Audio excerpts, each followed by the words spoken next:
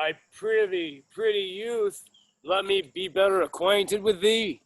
They say you are a melancholy fellow. I am so. I do love it better than laughing. Those that are in extremity of either are abominable fellows, and betray themselves to every modern censure worse than drunkards. Why, 'tis good to be sad and say nothing. Then 'tis good to be a post. I have neither the scholar's melancholy, which is emulation, nor the musician's, which is fantastical, nor the courtier's, which is proud, nor the lover's, which is all of these, but it is a melancholy of mine own, compounded of many samples extracted from many objects, and indeed the sundries contemplations of my travels, in which my often rumination wraps me in a most humorous sadness. A traveler. By my faith, you have good reason to be sad. I fear you have sold your own lands to see other men's. And then to have seen much and have nothing is to have rich eyes and poor hands. Yes, I have gained my experience. And your experience makes you sad. I had rather have a fool to make me merry than experience to make me sad, and to travel for it too. Ooh. Good day and happiness, dear Rosalind. Nay then, God be with you, and you talk in blank verse. Farewell, Monsieur Traveler. Why, how now, Orlando? Where have you been all this while? You a lover? And you serve me such another trick, never come in my sight more. My fair Rosalind, I come within an hour of my promise. Break an hour's promise in love? He that will divide a minute into 1,000 parts, and break but a part of the 1,000th part of a minute in the affairs of love, it may be said of him that Cupid hath clapped and mowed the shoulder, but I warrant him heart whole. Pardon me, dear Rosalind. Nay, and you be so tardy, come no more in my sight. I had it as lief be wooed as a snail. Of a snail? Aye, of a snail. For though he comes slowly, he carries his house on his head. A better jointure, I think, than you make a woman. Besides, he brings his destiny with him. What's that? Why, horns, which such as you are fain to be beholding to your wives for. But he comes armed in his fortune, and prevents the slander of his wife. Virtue is no horn maker, and my Rosalind is virtuous. And I am your Rosalind. It pleases him to call you so, but he hath a Rosalind of a better leer than you. Come, woo me, for I am holiday humor, and am like to consent.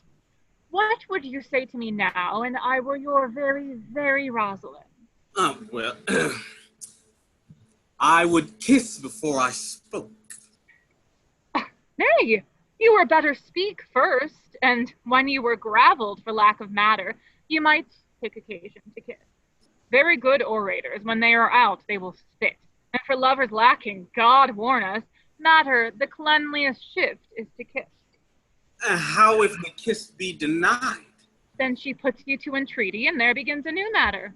Who could be out, being before his beloved mistress? Marry, that should you, if I were your mistress, or I should think my honesty ranker than my wit.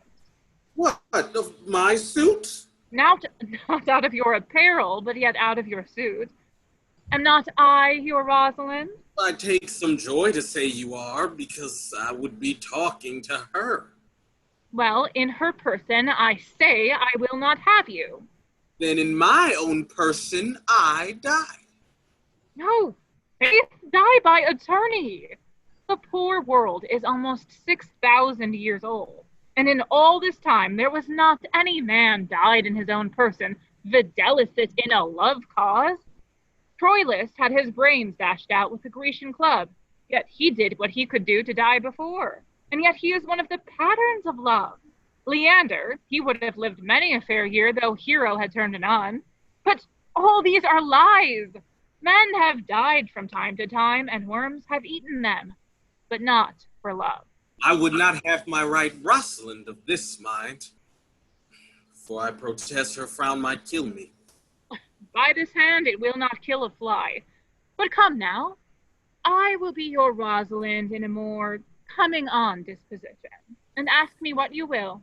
I will grant it. Then love me, Rosalind. Yes, faith will I, Fridays and Saturdays and all. And wilt thou have me? Aye, and 20 such. What sayest thou? Are you not good? I hope so. Why then can one desire too much of a good thing? Come, sister, you shall be the priest and marry us. Give me your hand, Orlando. What do you say, sister? Pray thee, marry us. I cannot say the words. You must begin with will you, Orlando? Go to. Will you, Orlando, have to wife this Rosalind? I will. Aye, but when? Why now? As fast as she can marry us. And you must say, I take thee, Rosalind, for wife. Ah, I take thee, Rosalind, for wife. I might ask you your commission, but I do take thee, Orlando, for my husband. There's a girl goes before the priest, and certainly a woman's thought runs before her actions. So do all thoughts. They are winged. Now tell me how long you would have her after you have possessed her. Forever and a day. Say a day without the ever. No, Orlando. Oh.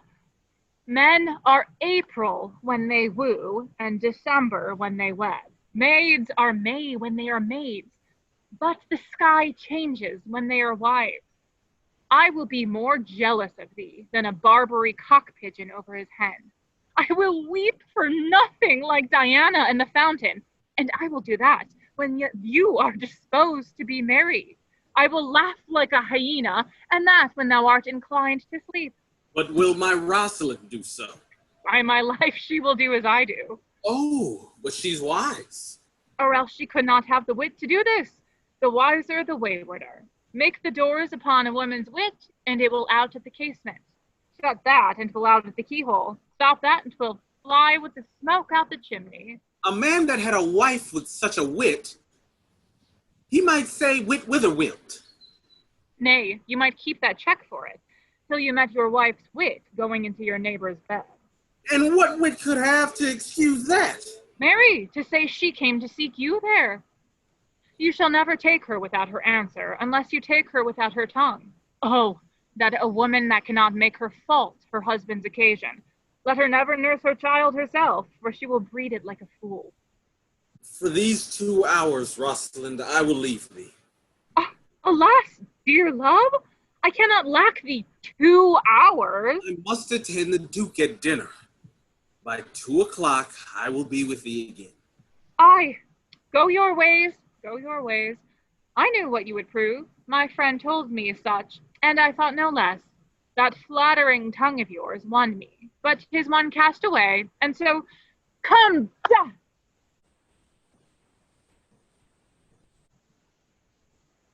2 o'clock is your hour? Aye, sweet Rosalind. By my troth, and in good earnest, and so God mend me and all the pretty oaths that are not dangerous.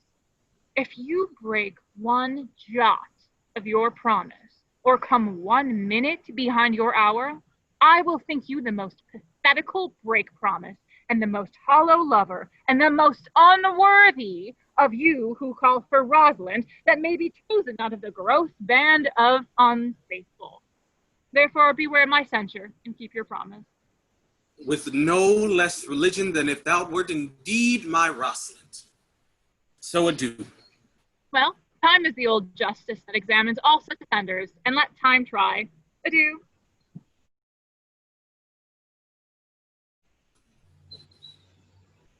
You have simply misused our sex in your love prate. We must have your doublet and hose plucked over your head and show the world what the bird hath done to her own nest. Oh, cuz, my pretty little cuz, that thou didst know how many fathom deep I am in love. but it cannot be sounded.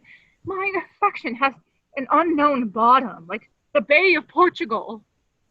Or rather, bottomless, that as fast as you pour affection in, it runs out. No, that same wicked bastard of Venus, that blind rascally boy that abuses everyone else's eyes because his own are out, let him be the judge of how deep I am in love.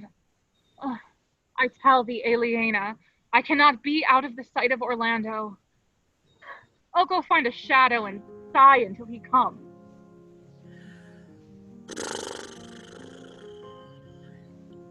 And I'll sleep.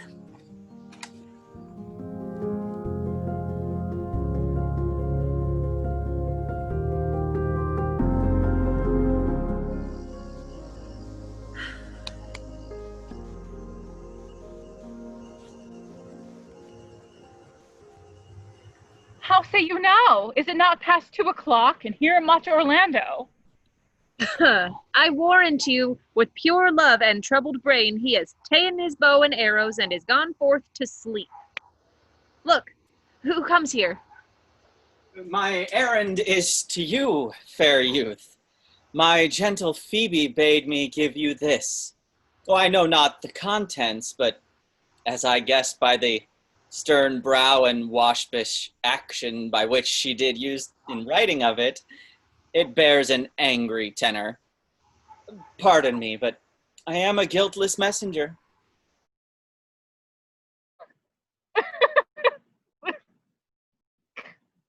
Oh, Patience herself would startle at this letter and play the swaggerer. Bear this, bear all.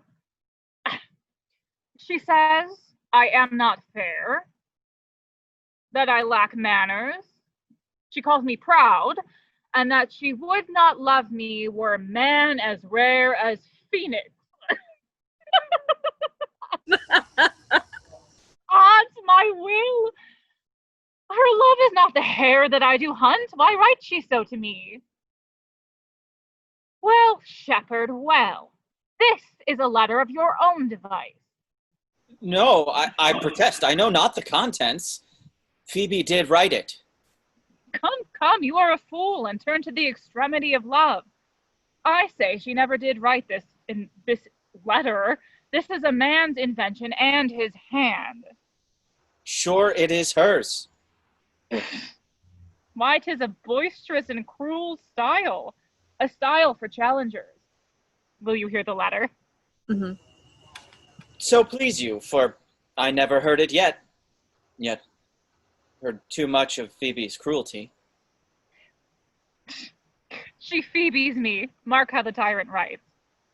Art thou God to shepherd turned, that a maiden's heart hath burned? Can a woman rail thus? Call you this railing? Why, thy godhead laid apart, warrest thou with a woman's heart. Do you ever hear such railing? Oh, whiles the eye of man doth woo me, that could do no vengeance to me, meaning me a beast. Whilst you chide me, I did love, then how might your prayers move? He that brings this love to thee, little knows this love in me, and by him seal up my mind, whether that thy youth and kind, till the faithful offer take of me and all that I can make, or else by him my love decry, and then I'll study how to die. Whoa, Call you this chiding? Alas, poor shepherd. Do you pity him? No, he deserves no pity. Wilt thou love such a woman? What, to make thee an instrument and play false strains upon thee? Not to be endured. Well, go your way to her, for I see love hath made thee a tame snake. And say this to her, that if she loves me, I charge her to love thee. If she will not, I will not have her unless thou entreat for her. If you be a true lover, hence and not a word. for here comes company. Good morrow! Pray you!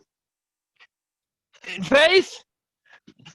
Do you know, if you do, where in the purlieu of this forest stands a sheep cot fenced about with olive trees? West of this place, down in the neighbor bottom, the rank of osiers by the murmuring stream left on your right hand brings you to the place. But at this hour the house doth keep itself, there's none within.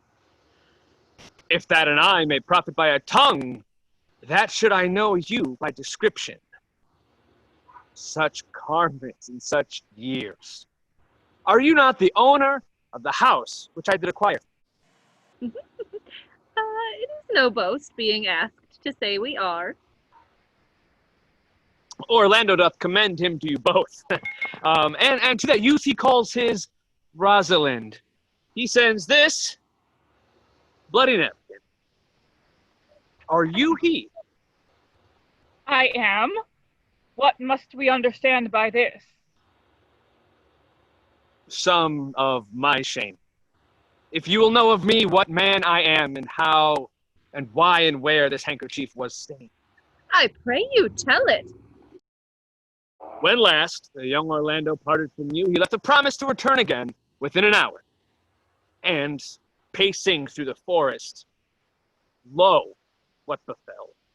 He threw his eyes aside and marked what object did present itself under an oak, whose boughs were mossed with age. A wretched, ragged man, o'ergrown with hair, lay sleeping on his back. And about his neck, a green and gilded snake had wreathed itself, who with her head nimble in threats approached the opening of his mouth. But suddenly, seeing Orlando, it unlinked itself, and with indented glides did slip away into a bush, under which bush's shade a lioness with udders all drawn dryly, couching, head on ground, a cat-like watch.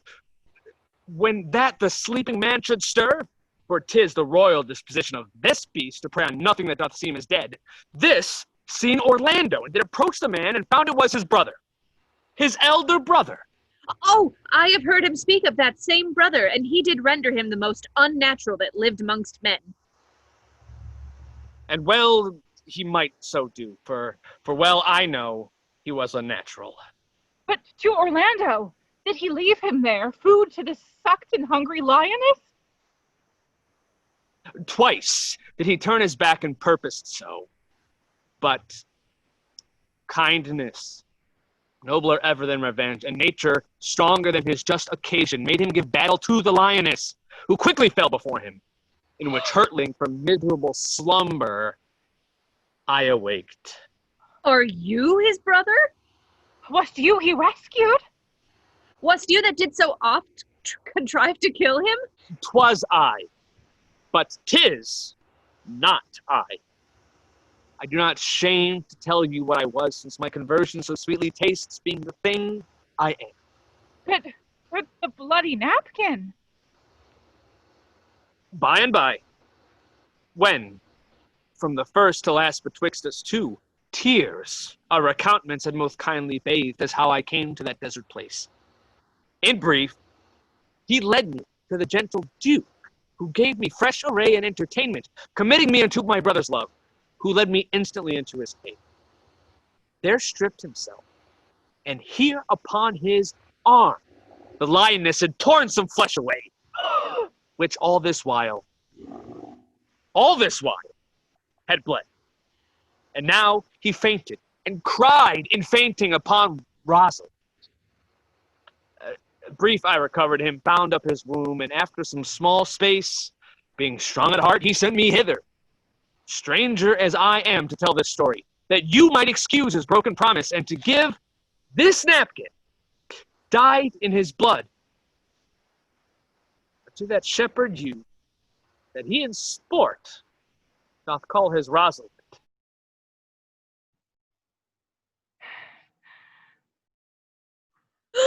Why, how now, Ganymede! Ganymede! Sweet Ganymede! Many will swoon when they do look on blood. There is more in it. Cousin Ganymede! Look, he recovers. I would I were at home. We'll lead you thither. I pray you, will you take him by the arm? Be of good cheer, youth. You are a man. Hey, you like a man's heart. I do so, I confess it. Sirrah, a body would think this was well counterfeited. I pray you tell your brother how well I counterfeited. Hi-ho. This was not counterfeit. There is too great testimony in your complexion that it was passion of earnest. Counterfeit, I assure you. Well then, take a good heart and counterfeit to be a man. So I do, in faith. I should have been a woman by right. Come, you look paler and paler. Pray you draw homewards. Good sir, go with us. That will I, for I must bear answer back how you excuse my brother, Rosalind. I shall devise something, but I pray you commend my counterfeiting to him. Will you go?